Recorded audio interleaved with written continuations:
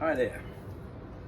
Thought I'd do a little talk on plant-based proteins in response to Sue Birch, the health detective's great explanation on the difference between plant and animal-based proteins. I have a little poem, and to keep with the theme, it's quite simple. A balanced diet with an element of fun is far superior to a rigid diet with an element of guilt. Meaning, one often has ideologies about food and has a rigid form in which that takes place, such as vegan, and forgets to listen to your own body, the cravings, and so one tends to have the cravings and then feels guilty, and this is very bad for your well-being spiritually, mentally and physically. And so first off, I'd like to say thank you, Sue. I thought that was brilliant, really, really clear, and I totally agree with you. Even though I've written a vegan cookbook, the whole point of my cookbook was to inspire the wider variety of foods that can come into the diet. And I've always taught and feel very strongly about meat as an insurance policy. If you're going to eat vegan foods, and please, if you're going to be vegan, these are just some examples I'm going to explain in a moment of the different types of legumes that you can have and the effects that they have on the body. The meat is the substance that does deliver protein and enzymes through into your blood in greater ways, and we have evolved from eating meat, partially our teeth. About 25% of our teeth are canines for eating teeth. So I think if someone from outer space came down and examined human beings, and they'd look at the digestive system, the teeth, and they'd say, well, they eat 15-20% meat, or some perhaps more, but that would be the case. So anyway, getting away from meat, I'd like to talk about legumes. If you're going to be a vegan, especially, you need to be very careful, and you need to be stop being so sensitive about what you like or you don't like. You must eat legumes every day. The protein source from that delivers a lesser form of strong proteins, even though I think there is a lot of room for discussion around the people who make the decisions on emotional and spiritual levels, that they don't like to kill animals, and that's their choice, and that's great, but you know, they can't be lazy with their choice. So first off, the yin and yang of legumes is a very important part. It's based on 2,000 years of understanding food, and this has been passed down by the empirical masters for the effects of food based on yin and yang. So black beans are yang, they absorb yin. So if you've had sugar, alcohol, too many fruits and yin things in your diet, and there's many books on explaining yin and yang, but that's the general category. The yin is the sugar, alcohol, drugs. The yang is the salty meat foods, savory type foods.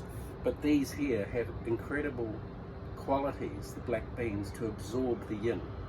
It's a simple magnet. North, south.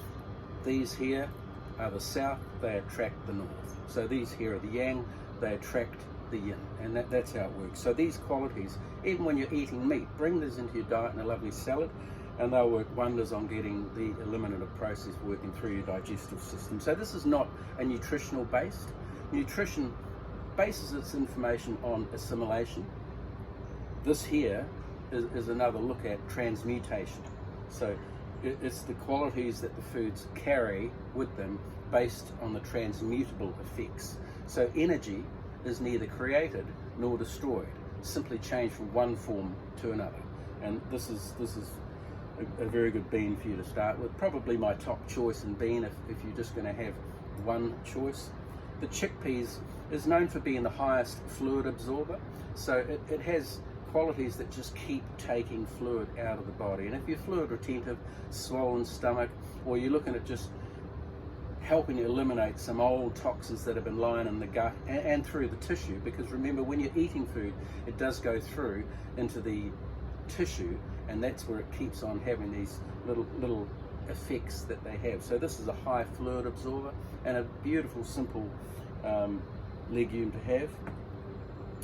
This is Azuki bean. This is a harder one to get in the canned format. You can get it from health food shops like Ceres and Huckleberry Farms and all your little boutique shops, and they're quite good. But the Azuki bean is the king of the beans in terms of the kidney strength. So this one's a very good one to keep the kidneys strong. And the kidneys give you the strength of mojo. They give you the power. The old books say that they have the power to keep drive in the body, and they hold all the energy and the vital energy sources driven throughout the body. So these are a beautiful bean to have. Some people don't like them. They can be made into all sorts of dishes, and one of the classic dishes is Azuki beans with kombu seaweed underneath, pumpkin on top, and it's called a nishimi style. So you have the lid on, and you have a little bit of ginger and a little bit of tamari, and it just cooks for about an hour 15, and it's delicious, creamy dish, and very good for the spleen and liver. You can get lots of fun combinations, the mixed beans. When you're healing and using the qualities of beans, you're better to keep it focused if you know what you're doing. But to just bring beans in, it's lovely to have salads with a variety of beans here. Nutritionally, this is going to be more valuable than these here, but the effects of the transmutable qualities and the focus, these here choices are better. So I generally break food qualities down to fun, focus and balance. Fun are the wider things like sugar and alcohol and all those different things you have. You're allowed a bit of that, of course. Focus is when you're bringing the element of foods into the core so that you think, right, I need to get rid of yin, or I need to get more yin, or I need to get rid of yang, or I need to become more yang. And so the focus of those is very important for cleansing or healing. And the balance is where you're having more seasonal balance, a variety of nutrients, bringing the meat, having all these things that you just know as a general balance for your body. And these beautiful babies here are good for athletic people. So these are the chameleon beans, and they're just great for activity and strength. They don't carry a lot of powerful nutrients, but they do have the effect of pulling yang out of the body. They have the opposite effect to these here. And if you're going to be doing any healing, and it's a traditional food in Japan, these are always my favorite to ignite the body with enzymes. And probably the most disliked of all the beans, the soybean. And it's got this is a fermented soybean. It's got all these lovely qualities of enzymes through them.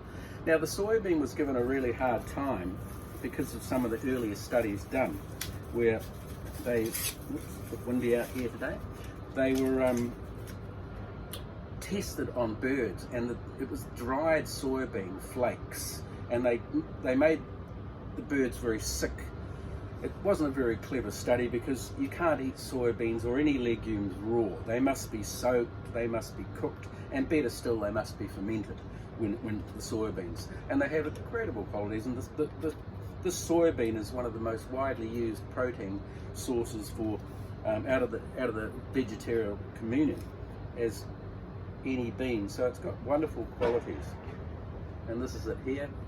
I kind of love it. It's got a wonderful story that comes with it.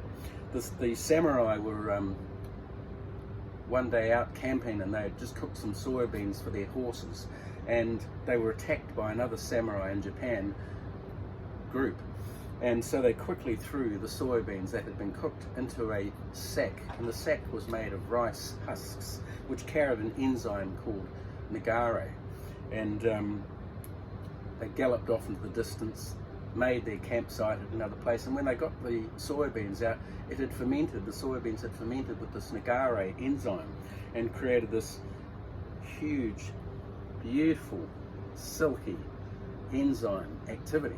And the horses loved it, and so they kept on doing this, and the horses' coats became thick, more colourful and stronger, and they noticed the horses were more resilient.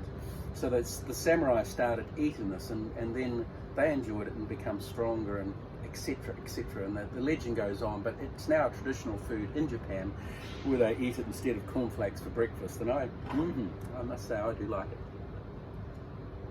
but it's an acquired taste, and you've got to do a little bit of that. So anyway, that's the end of today. I hope you enjoyed it, and thank you, Sue, for inspiring me to come along and reply to your wonderful commentary on the different forms of proteins.